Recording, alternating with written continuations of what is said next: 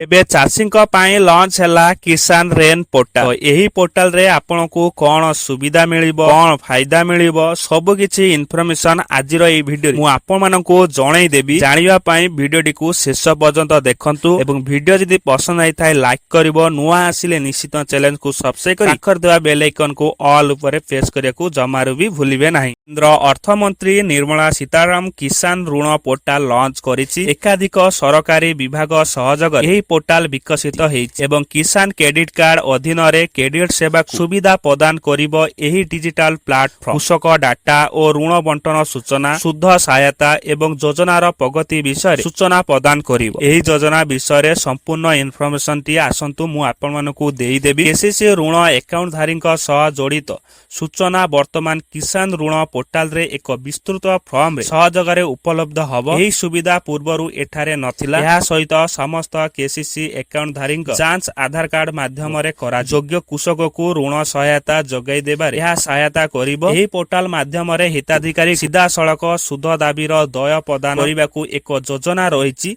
एथि सहित सरकार एही पोर्टाल माध्यम एही योजना हिताधिकारी एवं डिफॉल्ट चाषी आकलन करिबारे सक्षम है। यह सहित घर घर केसीसी अभियान आरंभ होई। भारतर समस्त चाषी को किसान क्रेडिट कार्ड योजनार लाभ जोगैबा यह महत्वपूर्ण अभियान रही। एही अभियान र उद्देश्य होउची प्रत्येक कृषक ऋण सुविधा पर्यंत बिना बाधारे पहुंची पारिबे, जहा द्वारा कि सेमानंक कृषि कार्य सुरक्षित हेई पारिबे।